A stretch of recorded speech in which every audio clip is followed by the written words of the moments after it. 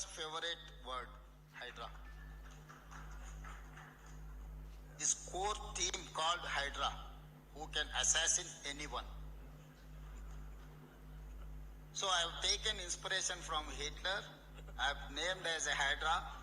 I have established a organization. I have given Hydra. Good. I have demolished like anything. You go and Google, you can see Iran, you can say Israel or anything. You can compare with those demolitions and these demolitions.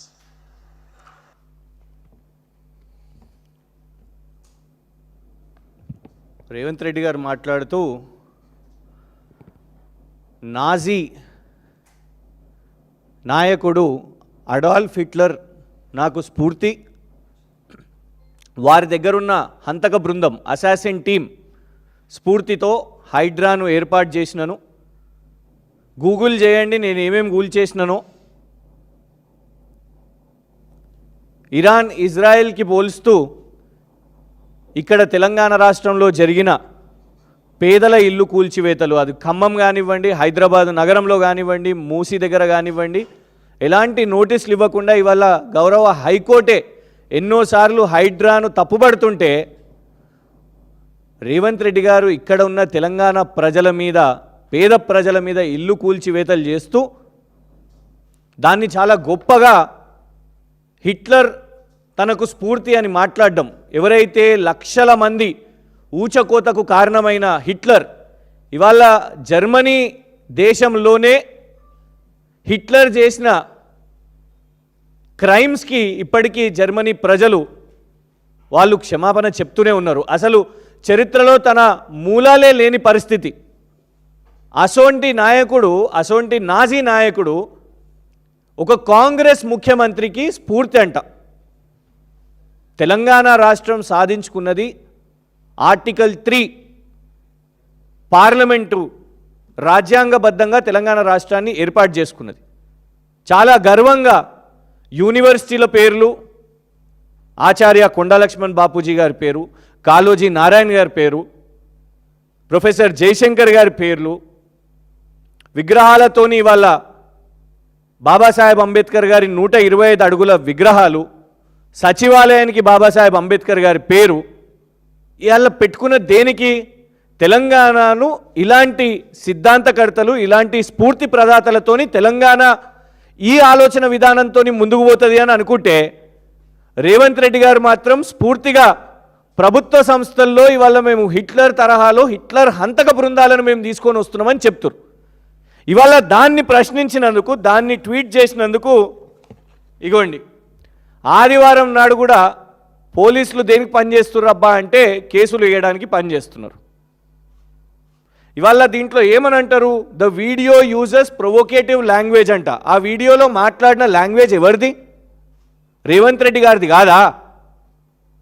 ఆ video గురించి ఇవాళ దేశవ్యాప్తంగా చర్చ జరుగుతుంది. ప్రతి ఛానల్లో ఇవాళ అదే చర్చ. ఆ వీడియోలో మాట్లాడింది రేవంత్ రెడ్డి గారు అయితే మా మీద కేసు వేయడం ఏంది? వేయాల్సింది రేవంత్ రెడ్డి గారి మీద కదా.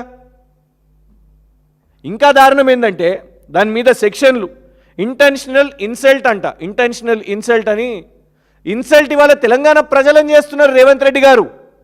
ఇవాళ రేవంత్ రెడ్డి గారిని ఒక రాష్ట్ర ముఖ్యమంత్రి గింత మూర్ఖంగా మాట్లాడతాడా? అసలు మన దేశం యొక్క పునాదులు ఏంది? భారతదేశం పునాదులు ఏంటిది?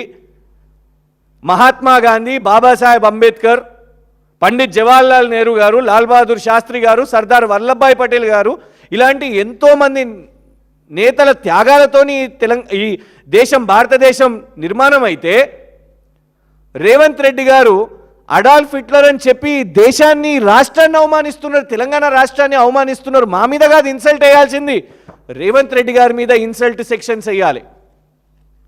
ఇంకా దారుణం ఏంటంటే ఇందులో చివరి లైన్ ఏమని రాస్తారంటే ఎస్పీ ఐపీఎస్ హర్షవర్ధన్ గారు Telangana cyber crime department, cyber security bureau అని ఒకటి ఏర్పాటు చేశారు. ఇది సైబర్ క్రైమ్ కాదు, ఇది సైబర్ డ్యామేజ్ కంట్రోల్ బ్యూరో లాగా నడుస్తున్నది. ఇది cyber damage control. Revanth Reddy గారు చేసే వ్యాఖ్యలను ఎవరు కూడా రాష్ట్రంలో ప్రశ్నించొద్దు అని, అది మీడియా వాళ్ళైనా సోషల్ మీడియానైనా ఎవరు ప్రశ్నించగానే ఈ డ్యామేజ్ కంట్రోల్ వస్తుంది. ఈ ఐపీఎస్ హర్షవర్ధన్ గారు ఇమీడియట్గా అక్కడ ఎక్స్కి పంపించేస్తారు. అది ఆదివారం కానీ ఆదివారమే ఇంకెక్కువ పనిచేస్తుంది ఈ ప్రభుత్వం. అయితే ఇందులో విచిత్రం ఏంటంటే లాస్ట్ లైన్ ఏమని రాసిరంటే, informing the user could cause them to flee or conceal their identity which would hinder the investigation. మీరు ఈ ట్వీట్ చేసిన యూజర్ అంటే మాకు సమాచారం ఇస్తే మేము పరారీ అయిపోతామంట, మరి దేశం నుంచో రాష్ట్రం నుంచో మాకు సమాచారం ఇవ్వద్దంట. ఇది నిజంగానే హిట్లర్ పాలన. ఎందుకు చెప్తామంటే ఇవాళ 35(1) బిఎన్ఎస్ ఎందుకున్నది, గతంలో 43 సిఆర్పిసి ఎందుకున్నది? మన చట్టాలు ఏం చెప్తాయి అంటే ఎవరు నేరం చేసినా ఎఫ్ఐఆర్, ఫస్ట్ ఇన్ఫర్మేషన్ రికార్డు, వాళ్లకు నోటీస్ ఇవ్వాలి. నంబర్ 1, వాళ్ళ వకీల్కి సమాచారం ఇవ్వాలి. నంబర్ 2, వాళ్ళ కుటుంబ సభ్యులకు సమాచారం ఇవ్వాలి. నంబర్ 3, ఇది మన దేశం యొక్క న్యాయ వ్యవస్థ చెప్తుంది. కోర్టు జడ్జి గారి ముందు, మెజిస్ట్రేట్ ముందు మనను ప్రవేశపెట్టినప్పుడు ఫస్ట్ అడిగే ప్రశ్న, మీ కుటుంబ సభ్యులకు తెలుసా, మీ అడ్వకేట్కి చెప్పిర్రా పోలీసులు అని అడిగే ఫస్ట్ ప్రశ్న. కానీ హిట్లర్ గారి ప్రభుత్వంలో తెలంగాణ రాష్ట్రంలో వాళ్లకు చెప్పకండి వాళ్ళు పరారైపోతారు అంట. అంటే చట్టాలను ఎంత దారుణంగా కిరాతకంగా హిట్లర్ గారి ప్రభుత్వం, రేవంత్ హిట్లర్ గారి ప్రభుత్వం వాడుకుంటుందో దీంతోనే అర్థమైపోతుంది. మాకు సమాచారం కూడా చెప్పొద్దు అని అంటే ఇక మీకు రాజ్యాంగం పేరుకి రాహుల్ గాంధీ గారు రాజ్యాంగాన్ని పట్టుకుంటారు. రాజ్యాంగాన్ని పట్టుకొని దేశం మొత్తం మాది మొహబ్బత్కి దుకాన్, మాది ఇంద్రమ్మ పాలన అని చెప్తుంటారు. గిదా మీ మొహబ్బత్కి దుకాన్. దొంగగా కేసులు వేయాలి, అది కనీసం సమాచారం కూడా ఇవ్వద్దంట. నోటీసులు ఇవ్వద్దు, ఏమి ఇవ్వద్దు, వాళ్ళకి తెలియవద్దు. తెలియకుండా మేము పీటీ వారెంట్లు ఇస్తాం, రాత్రికి రాత్రి ఇంట్లలో చొరవడతాం, అరెస్టులు చేస్తామని. అసలు ఇవాళ ఈ హిట్లర్ అన్న దానికి హిట్లర్ స్ఫూర్తి రేపు ఇట్లనే వదిలేస్తే రేపు హిట్లర్ కోసం విగ్రహం కూడా కడతారు రేవంత్ రెడ్డి గారు. ఎంత నిస్సిగ్గుగా పేదల ఇళ్ళ మీద కూల్చేస్తూ కనీసం నోటీసులు కూడా ఇవ్వకుండా ఇవాళ వాళ్ళు ఏ విధంగా అయితే ఇవాళ ఇల్లు కూల్చేస్తున్నారో, ఆయనే ఎంత అహంకారంతో, హిట్లర్ అని గొప్పగా అహంకారంతో మాట్లాడుతున్నాడో దానికి నిదర్శనం. మేము ఎక్కడ కూడా పారిపోము. రేవంత్ రెడ్డి గారికి చెప్తున్నాం, హిట్లర్ ప్రభుత్వం యొక్క పోలీస్కి కూడా మేము చెప్తున్నాం. బరాబర్ మేము ట్వీట్ వేసినాం, ఆ ట్వీట్ని తొలగించాం కూడా. ఏదైతే రేవంత్ రెడ్డి గారు మాట్లాడిర్రో, హిట్లర్ గురించి స్ఫూర్తి ప్రదాత అని మాట్లాడిర్రో, దాన్ని మేము తొలగించాం. ఇక్కడికి వెళ్ళి పరారు కూడా కాము. మేము ఉద్యమ పార్టీ, ఉద్యమకారులం కాబట్టి ప్రజల పక్షాన మాట్లాడతాం. నువ్వు చేసే ప్రతి ఒక్క రైతుల మీద కానివ్వండి, నిరుద్యోగ యువత మీద కానివ్వండి, నిన్న స్టేట్మెంట్ 27,000 ఉన్న పాఠశాలలు 4,000కే కుదించేస్తాం. అది హిట్లర్లో ఒక నిర్ణయం. హిట్లర్ కనీసం చర్చించాడు కూడా. ఇవాళ పిల్లలకి ఎంత ఇబ్బంది అవుతుంది, కనీసము స్కూళ్ళు కూడా నువ్వు స్కూల్లో సక్రమంగా దాన్ని చేయలేక నువ్వు పూర్తిగా దాన్ని సగానికి సగం కాదు 75% తగ్గించేసి 4,000 చేస్తా అంటావు. ఇది హిట్లర్ యొక్క పాత్ర. మేము ఇవి ప్రశ్నిస్తే నువ్వేమని చెప్తావు, ఇవి పరారైతాము అనేసి. బరాబ్బర్ కాము. ఎందుకు చెప్తా, ఉదాహరణ A to Z hoarding scams అని మేము వేసినాం. రేవంత్ రెడ్డి గారు స్కామ్స్ అని మేము హోర్డింగ్ వేసినాం. ఆనాడు అరెస్టులు చేస్తే మా యొక్క బీఆర్ఎస్ కార్యకర్తలు అక్కడ కంటోన్మెంట్ నుంచి వాళ్ళని అరెస్ట్ చేస్తే వాళ్ళ పక్షాన నేరుగా పోలీస్ స్టేషన్కి పోయి అవును మేమే ఇప్పించినామని చెప్పినాం.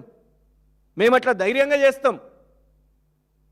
మేము ఎక్కడ కూడా ఏదన్నా స్టాండ్ తీసుకుంటే ఆ సోషల్ మీడియాలో కానివ్వండి, బయట గ్రౌండ్ మీద కానివ్వండి, మేము చేసినాము, ఇది మిమ్మల్ని అడిగే ప్రశ్న అని చెప్తాం.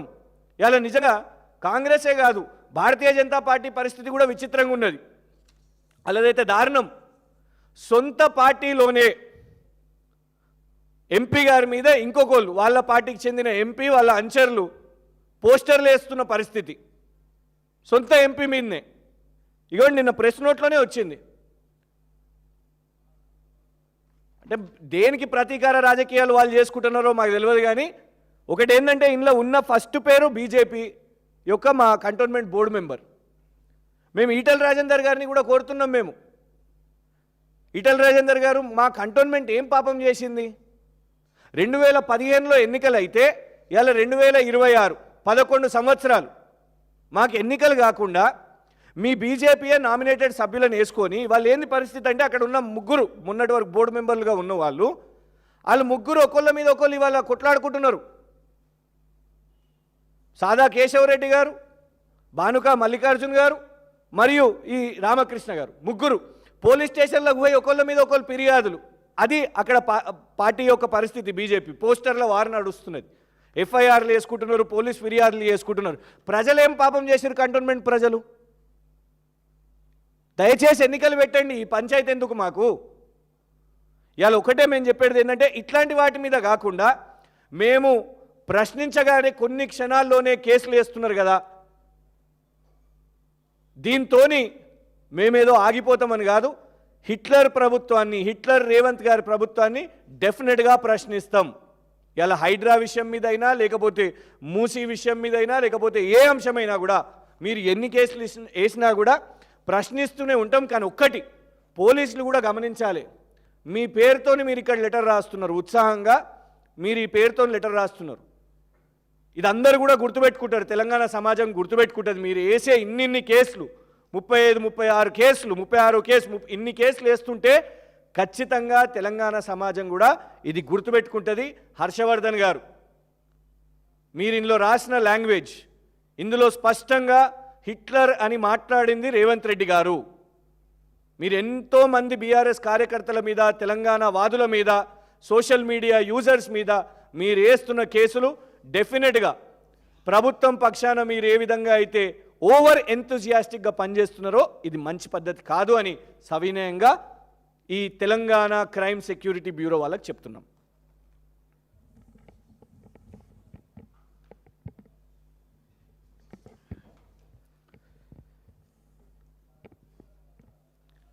మీడియా మిత్రులందరికీ నమస్కారం.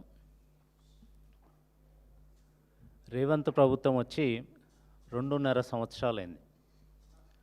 ఈ 2.5 సంవత్సరాల నుంచి ఆయన పాలన మొదలుపెట్టిన రోజే ప్రమాణ స్వీకారం చేసిన తర్వాత ఏ ముఖ్యమంత్రి అయినా, ఏ నాయకుడైనా నిర్మాణం గురించి మాట్లాడుతూ మొదలు పెడతారు. కానీ వీరు కూలగొట్టడం అని మొదలుపెట్టే మొదటి రోజే బుల్డోజర్ని వాడి మొదటి రోజే ఇనుప కంచెలు తొలగించినామని చెప్పి మొదలుపెట్టిన ముఖ్యమంత్రి ఈ రేవంత్ రెడ్డి. ఈ 2.5